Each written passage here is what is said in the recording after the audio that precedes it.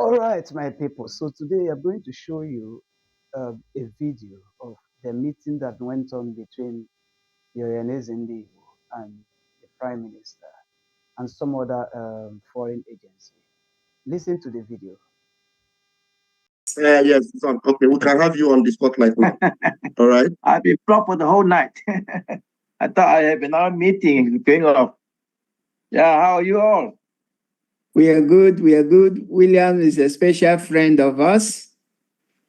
Yeah, been exciting to Welcome. hear all your meeting. Very exciting. You got the 71 people. Yeah.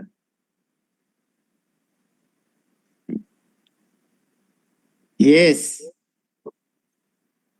So what we're doing at the moment is fundraising, just to support what we are doing, what the government is doing to protect protect our land, to enable us to continue, because our independence is coming. Yeah. So that's you are a very special friend of us. You are very much into what is happening. Yeah. So that's what it's all about. It's a fundraising for us. Okay, what's the stakes now? Where we up to? I hear the meeting, I heard the music. Individuals are raising their hand and just saying what they can give to support. Yeah, it's all it's a free for all now. People are making pledges to support the Biafra government. Liberation. Yeah. Yes, the liberation. Yes. Right. Thank you very much, Mr. Wong. You are welcome. Hi, nice Prime Minister. How are you? Yes, nice. I'm fine. Nice to see you again. Nice to see you again. Ekpa, how are you? I'm all right. I'm all right. I will use this opportunity to introduce Mr. Wong, though this may not be the right place, but let me introduce Mr. Wong to many of you in Australia, and of course, many Biafrans beyond.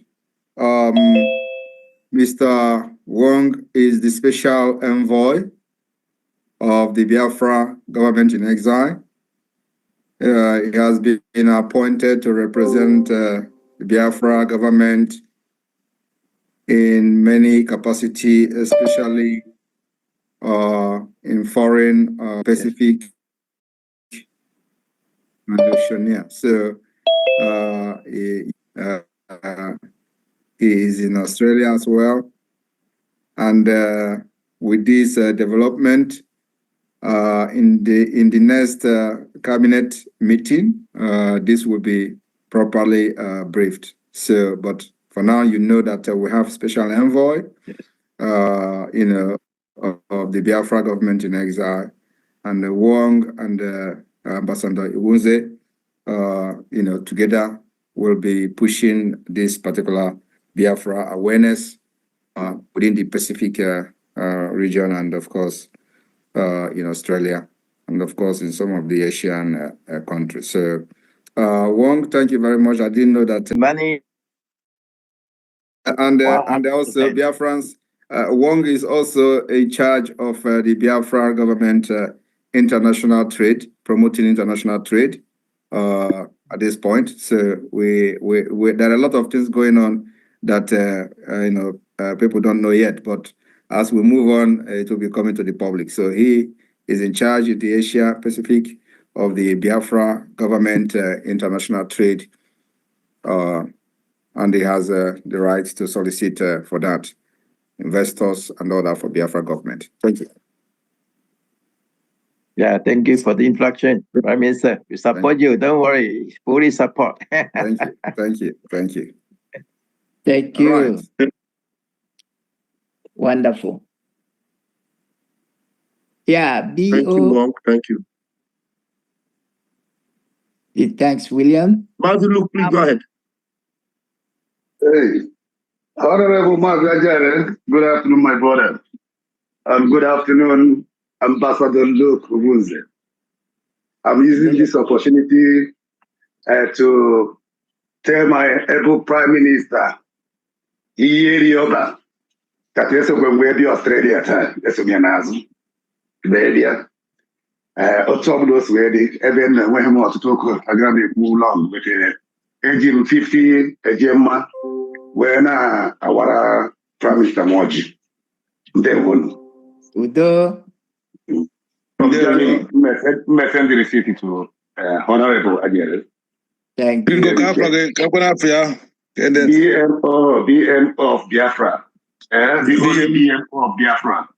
Okay, BMO, one Nedalo, BMO. How about all the end there? Whoa, I was here, Dikegino. But the second one, Udo, Dregi. BMO. Thank you, BMO. Thank you. Anybody with any question, anything to say or ask our PM? This is your moment. This is your time. You can do that now. Yeah, I got one question for PM. Yes, go ahead, please. Okay. Thank you so much, everyone that's here. Sorry. Okay, the question, I want two questions for the Prime Minister. Take it one after the other, and as usual, I'll be posting 50 agema on each question. Actually, we're one after the other. So I think the Prime Minister is there listening. So Prime Minister, few weeks ago, or maybe a month, something like that, I can't remember vividly, a surprise move that shocked some Biafran people and even international observers monitoring our liberation. Your office extended invitations to Nigeria Foreign Affairs Minister Yusuf Tuga and Director of Defense and Media Operations Major General Edward Buba. And even recently, you also extended that invitation to those slave enablers within our land, to the upcoming Restoration Convention in Finland, starting from the 29th of November till the 3rd of December 2024. After their failed move to extradite you through the European Union and those shenanigans, the ones posting bounties on your head and those sending suicide bombers. So my question is this: what was the reason for the invitation of these terrorist Nigeria officials and their slave enablers from Biafra land? Thank you so much, man. Thank you very much. Masi. Raphael, let me answer this first before then you can make an announcement. Thank you very much for that question. Actually, I was about joining another thing before that question came, and I decided to sit back because it's an important one. So the reason is that I'm a statesman, and this freedom of Biafra is beyond anger and hatred of our oppressors. We are aspiring to becoming one of the best countries in the world, and we are going to be leading by example. So irrespective of what they have done to us, irrespective of how we hate them, we give them the opportunity to also come and ask questions, to know, so that we are going to tell them what nobody has ever done or what nobody has ever told them in their face. So it's an opportunity for them to come and get delivered. And of course, because we are fighting to become an independent state, doesn't mean that everybody who have wronged us will continue to be our enemy. We are going to have bilateral agreements with these people, no matter how bad it sounds. We are not going to be an islander in that Sahel region. We must understand that as a statesman, we have to lead by example and not by malice, hatred for what they have done to us.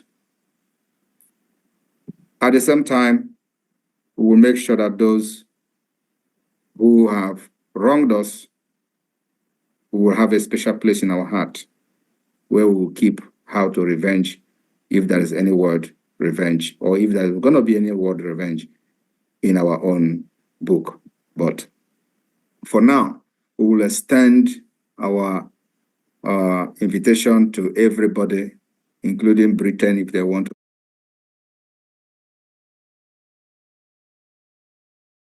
come.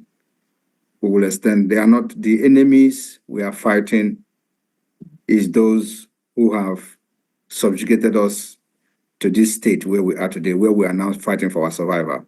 So let them come and listen to the reason we are doing what we are doing, because they could not provide enabling environment for us to do this in our homeland. Our homeland have been occupied, and that's why we are doing what we're doing today in exile. So they can come here and get delivered. And of course, it is also in accordance with international law, because everything we do today is in accordance with international law, so that nobody will say we did not invite them. We are inviting them. And so they can come and witness. They don't need to accept what we are doing. You know, we're not telling them to come. That they are coming means that they accepted what we're doing, or they are coming means that the approval of the Biafra declaration or the self-referendum. No, it doesn't mean that it is an express approval from them. They can even come there and give a speech to counter what we're doing. We'll give them the opportunity, because we want to show them how to practice a true democracy. So they can come. If they have a better argument to give to the world that will be listening from all over the world and watching, because many dignitaries will come to this convention, while those who will not make it will follow the convention through the Zoom. So if they believe they have more sensible argument upstairs to counter what we're doing, and a more superior argument that is going to be more reasonable than what we're doing, then they should come. We'll give them the platform. But I know they cannot do that. Even when we're inviting them, they will be feeling so big. But that invitation has been recorded that, yes, Biafra government extended their invitation to Nigeria government and those those enablers who have subjugated us to this particular inhuman treatment for many decades without looking back. So that is the reason. And there are many reasons that I can continue to explain and explain and explain, but these are the major reasons to show and demonstrate that Biafra is bringing a true democracy to Africa. And we are not going to be leading our people with vengeance, malice, hatred for what they have done in the past. We will follow our new laws and new norms in accordance with international law and the most acceptable policies all over the world. Thank you very much. Thank you, Your Excellency. That shows what Biafra is bringing. Thank you so much for that. And my second question goes like this. This question is in regards to the just concluded 30 days shutdown of Nigerian institutions within affected states in Biafra territories, and the current one that is the 60 days that's coming also. Prime Minister, it is unusual and surprising that none of these so-called state actors, especially the so-called politicians in the Southeast, have publicly made any political statement regarding or condemning the shutdown of Nigerian institutions within Biafra territory, either directly or even attacking you in the process. The reason why I'm asking this question is that these are the same people that have been fighting your government from day one during the time of implementation of the sit at home. But all of a sudden, these people have never made any single comment. So the question is, have it finally dawned on them that Biafra is here and they cannot be able to thwart the coming of Biafra? What is the silence all about? Thank you so much. Thank you very much. You have answered the question. For how long will they continue to make noise? That is the point. And you know that they have come to realize that each time they make noise, they get themselves exposed. You know, each time they make noise about it, that's when the media, their own media, not our own media, their own media will focus on them to expose their lies. Because you know that Nigerian media has summoned courage now to be reporting what is happening within the Biafra struggle. So we have delegitimized them. They have no right. They are defunct. The only thing that make them relevant is that they have terrorists in uniform, police uniform, and military uniform, and they have guns to kill at will. That's the only thing that is making them relevant. Apart from that, nobody is taking them. Nobody is loyal to them in the entire region, and you can agree with me. The only people that are loyal to them are those who they get money from, who they give money to, and who make living from them. And they are very few. They are just 0.000 something percent of our population. So why would they continue to talk when it is very clear that the Biafra government is in charge of the Biafra land, including their number 2 or number 3? I don't know which their hierarchy. The Senate president said it. So it is any time, and that's why most of them will not talk again, even at the National Assembly, because it is a shame. Once they open mouth to talk, they expose themselves. So they are not going to. And our 2 months, 60 days lockdown of the Nigerian institution is coming. We work in accordance with our template. So once the time is right, we hit it. And when we hit it, we don't want that it will somehow distract our plan for the convention. So, and as you can see that the convention is already fast approaching. So we don't want to put that heat, at the same time. We will look for the appropriate time. We have much time. We still, after the December 2nd, the 60 days can even come after that. So, because that is when the legitimization and the struggle for the recognition of Biafra will take the next phase.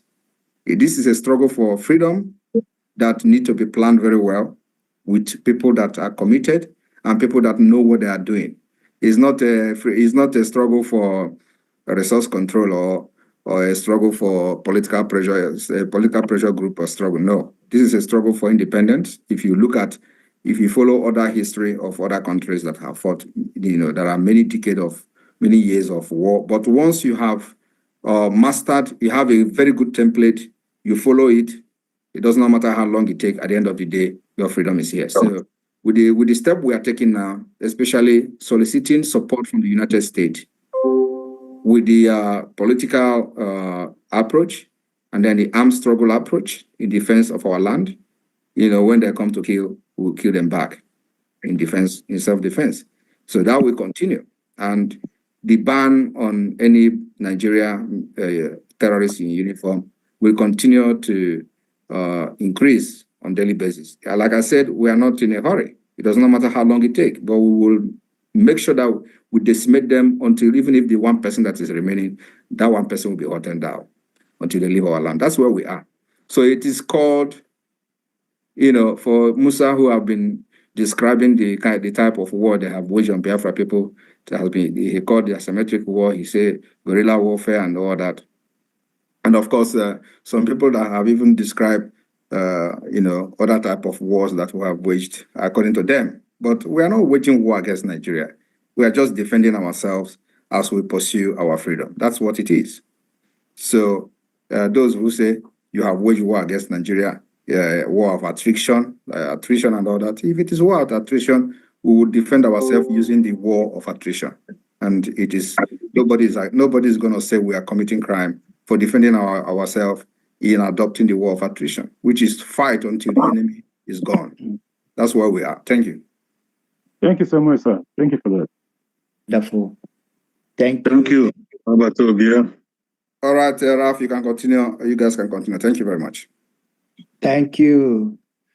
Okay, Chikeze's hand is up. Chikeze, can you unmute yourself and let us hear you? Chikeze, can you unmute yourself? Yes, greetings to all Biafrans all over the world. Good afternoon. Good afternoon to my PM.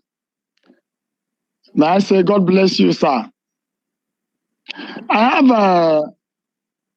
a coded issue with PM. Let me use this opportunity to remind PM that Onyendu Mazi Nnamdi Kanu said that he will sacrifice anything sacrificable, including his life, his family, and whatever, to make sure that Biafra is actualized.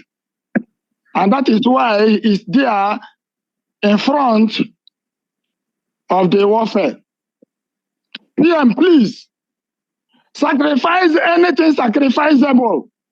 Biafrans all over the world have trusted you. More than 50 million people have voted for the referendum. What a nation have cannot be more valued than their life. Please, let not the mistake of Ojukwu be repeated. Please and please, this is our cry. Over 99% of Biafrans at homeland, Biafra de facto government in homeland, are in support of our freedom. Sacrifice anything sacrificable. No nation will sacrifice anything in favor of any other nation without having mind of what they will benefit. Please, I beg you. You know what I'm saying spiritually. God bless you, sir. Thank you. Thank you. Thank you. Wow, that is powerful. It's not only PM, it's all of us. All of us. Thank you very much. This is also another important one, and I run back here again. Yes. Yes. If I remember correctly, he made mention about the countries that are helping us have something to benefit, right? Is that correct? Yes, sir. Yes. Yeah, that's exactly it. We are doing everything opposite of what Ojukwu and his team did in the 67. So anybody that want to help us, let them come. We are going to give them free oil because that is the only thing they are after. And that was the mistake that our fathers made in the 67. They thought that it is all about having your things by yourself, to yourself. But you don't know that everything in life is one step at a time. You need to know how to bring out your... All right, so as you can see the outcome of the video. And please, just in case it's first time you're meeting me, please subscribe to my YouTube channel, and then turn on the notification button so that whenever we upload new videos, you get notified. Thank you very much.